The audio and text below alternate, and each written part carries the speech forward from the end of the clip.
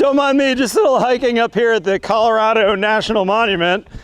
The build show's on the road. We are in Grand Junction, Colorado. Sorry, I'm out of breath. I was literally at the top of the mountain a second ago, and it is really pretty here. Now, the build show, you know we're all about you guys knowing better. We're gonna visit builders here in Grand Junction, and I'm asking them to give me 3 details to build better. Today's build show is sponsored by our friends at Builders First Source. Let's get going.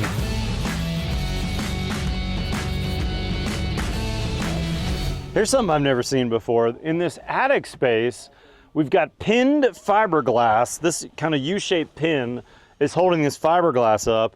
And then it looks like we got a couple of inches of closed cell in this roof line. We're visiting Maeve's Construction, and I've got 3 more details I want to show you. But first, let me introduce you to Josie. Josie, what is this insulation we're seeing up here? So that's a couple inches of closed cell spray foam with some fiberglass bats over it. It's really designed to help with air sealing, and then of course that added insulation value there. So yeah, it's a lot higher per inch insulation value. Plus it sticks to the roof deck, it sticks to the outside wall. And then interesting, you guys kind of use a couple different insulation types. I'm seeing interior walls have some fiberglass. Yep, R11. And then what do you guys use for outside walls? So we use blown-in cellulose. It's a wet blown-in. It gives us like a R24, R26, depending on where you are with the cladding. Okay. So we're also using some Zip R3 to increase that overall R value. Nice. And in some areas where we have stucco, you're also going to have that 1/2 inch of EPS foam, which gives us a couple more. Okay, so you're doing EFIS in a couple places too, so you've got even more insulation. Yep. That's great. Good detail. Yeah. Next up, Josie, I'm seeing that in a couple places in the house, not standard lumber like on this outside wall, but these man-made studs. What am I seeing here? Yeah, so these are LSLs. It's standard for Maeve's to use LSL lumber on tile walls or cabinetry walls, and occasionally on extra tall walls like a 12-foot wall, just to make sure that those walls stay nice and plumb. Smart. And flat. You know, lumber, it twists and turns as it dries out. Yeah, so that's... So these are about double, maybe triple the cost, but if you were to sight down this wall, Josie, this is dead flat. So that's a good use of money in a spot. And speaking of cabinetry, check it out. It looks like you guys have done a pre-layout with a drawing of all your cabinets here. Yeah, we did. But there's actually a way cooler place that has a killer view if you want to go in there and check out that layout. Let's go check it out. Oh my goodness, Josie, look at the view from the kitchen, I guess we are? Yep, in the kitchen. I know, it's pretty stellar. What are we seeing? What is that beautiful landscape? So that is the Colorado National Monument. It's basically what Grand Junction is known for. There's hiking trails, it's obviously a national park.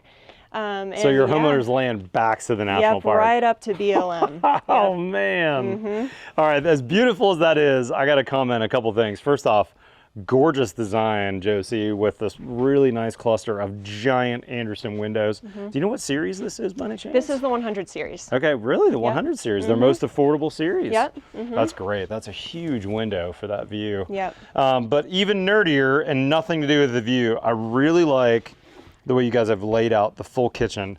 It looks to me like you know exactly where everything goes, and you probably have even picked your supplier, because I'm seeing things like, 3/4 end panel drawn. Yep. Talk to me about this process. Yeah, so I did a preliminary design and then sent it to our manufacturer, and they sent me some really great shop drawings, and I just came in here after Kenny did some preliminary markups for the trades. I did some laying out, labeled the different types of cabinets, just so our installers can have an easy time getting everything in and knowing exactly where everything goes. And if you look like over here, we've got a 36-inch sink box. Yep.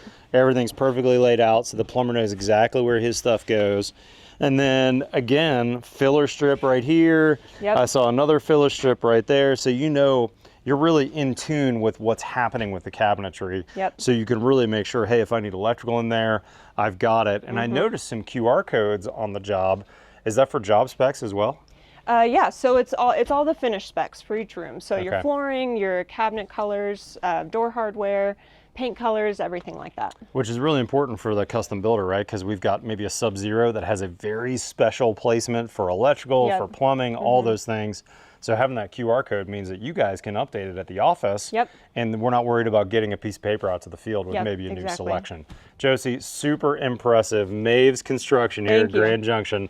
3 great details. Let's go see who else we can find here in Colorado. All right, guys, let me introduce you to Darren, the founder of Synergy Homes. Am I saying that right? You're not saying that right. It's Synergy Builders. Synergy Builders. Sorry, Darren. Okay, so what does synergy mean? I'm guessing there's something cool in that acronym. Right. Well, we actually started with the concept that we wanted to build a better, more energy efficient home. So the idea of how to come up with a name, we came up with Synergy Builders because it's smart energy. And our original logo was Simply Better, Simply Smarter, the Energy Star way. Ooh, I like it. Now, when I watch your house here, Darren, there's 3 things that stood out to me right away that are good details that don't cost a lot of money, but it's obviously a smart builder. First off, tell me about your exterior walls you're using here. So we've come up with the idea years ago of what was called advanced framing. Yep. And the advanced framing back then was really, I'm going to say, advanced, right? Yeah, for People sure. didn't get it. They thought, why are you cheaping out on the lumber?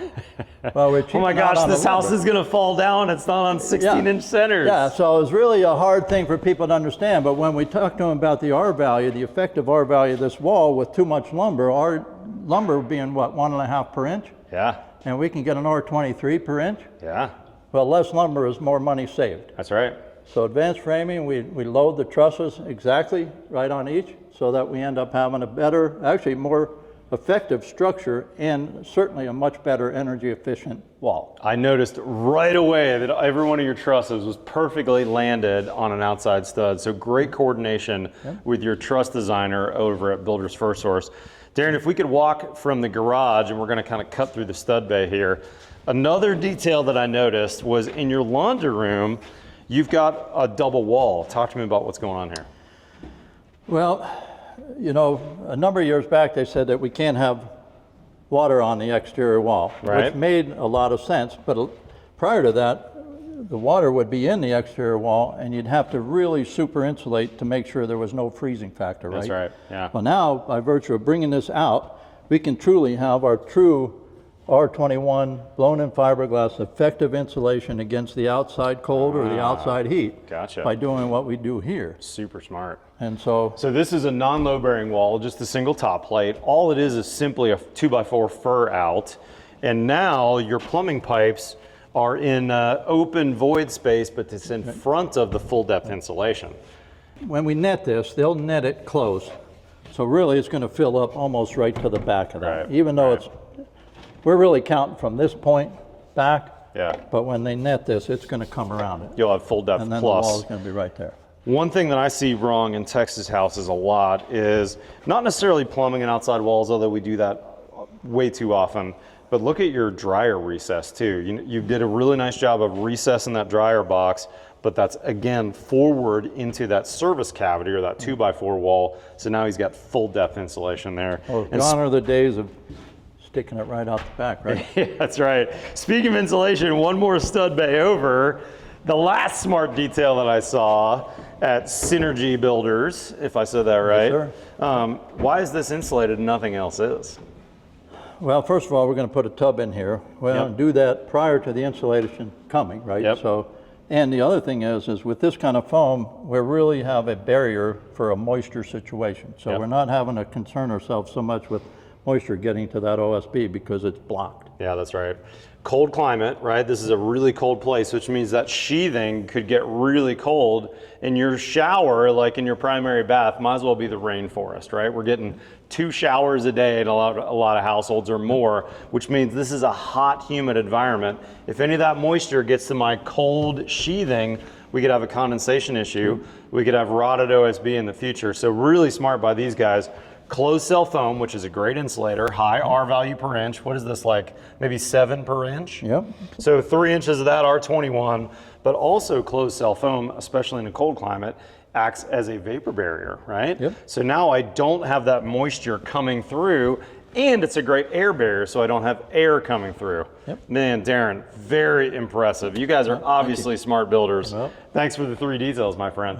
All right, y'all, let me introduce you to Matt with Trayon Homes. Matt, thanks for having me out to the job site. Thanks for coming out. So Matt, perfect timing for me to visit. I love seeing all the nerdy insulation details. I do a pretty similar attic in Austin, Texas.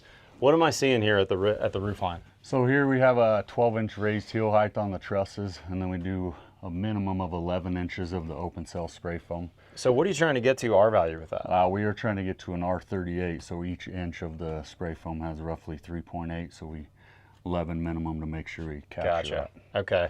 And then all your ductwork then is within your conditioned envelope of the house, right? We're not running any ducts outside. Correct. And then what kind of ducts are you using up in the attic? So they are R8 value ducts inside of the foam, so we just That's good. multiply that R rating and Yeah, so you have an even higher rating. correct. And interesting that in Colorado, I just assumed we'd have big basements and running ductwork through basements.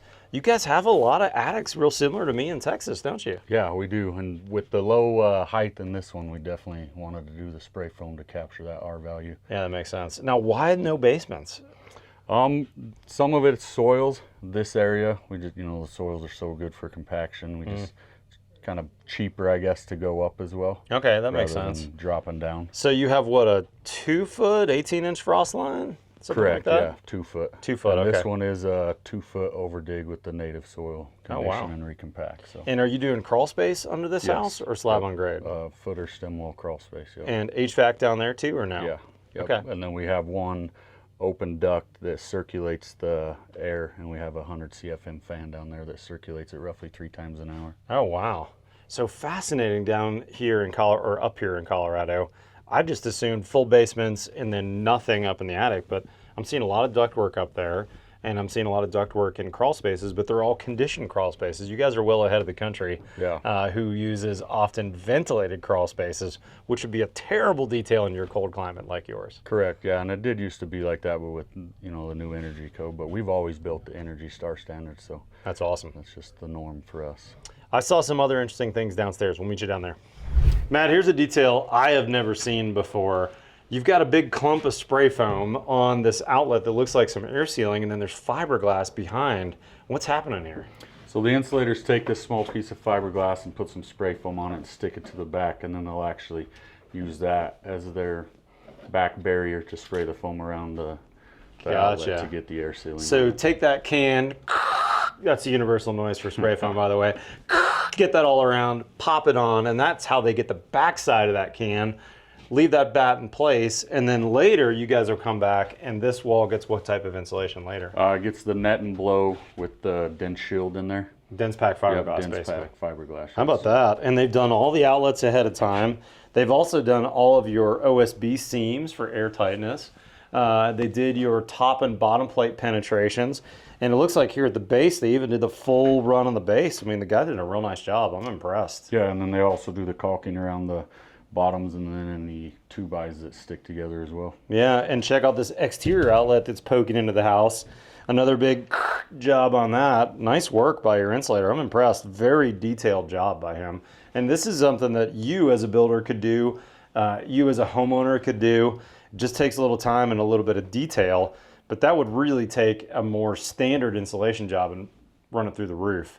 And it's going to be way less expensive than running, let's say, 5 inches of closed cell foam in this wall too, right? Correct, yeah.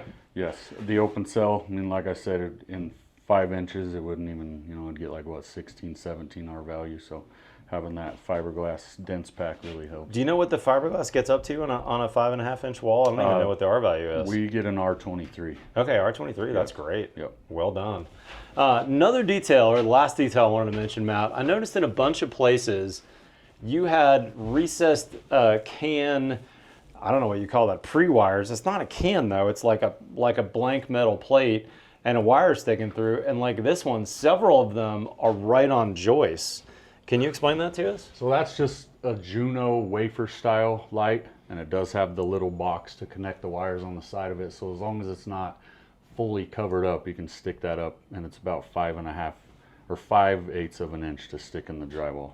So in other words, it fits in that small distance between the top or the bottom of the joist and flush with your 5/8 ceiling rock, right? Correct. So it's one of those real thin LEDs, which means that we're not as worried about getting our truss layout perfect, because they could basically go right in the middle of any location. And in the other room, I saw several of them that literally had a joist or a truss right down the center of that, but it doesn't matter. Yeah, it's great for layout. You don't have to change your layout with your trusses or your joists. You just lay it out how you want, and that's where they go. Really smart. Matt, thanks for the tour, brother. Thank you. Really I appreciate it. All right, y'all, what a fabulous day I've had in Colorado here. Grand Junction has some great builders, and big thanks to our friends at Builders First Source for bringing me out here. We had a lot of fun. We just had an hour-long nerdy talk on building science with like 65 builders. It was a lot of fun. As we wrap up the video, a couple things I want to mention. First off, do you want to see the Reisinger build project that we've been making a whole series of videos on? It's going to be available for tour on Build Show Live. That's our trade show in November in Austin, Texas. You got to sign up, guys. Very affordable. It's like $100 for builders for the trade show, maybe $300 for education, and like $1,200 for the VIP pass. A little bit more for non-pros. Anyone's invited to this, but you got to come. We've got a ton of vendors. We got some amazing education. All the Build Show Live experts are going to be there. It's going to be a fabulous time of education, networking with your peers, and really learning about building science. I hope you guys will join me in November for Build Show Live. I'll put a link to the description for tickets. And with that being said, guys, hit that subscribe button. We've got new content here every Tuesday and every Friday. Follow us on Facebook or Instagram. Otherwise, we'll see you next time on the Build Show.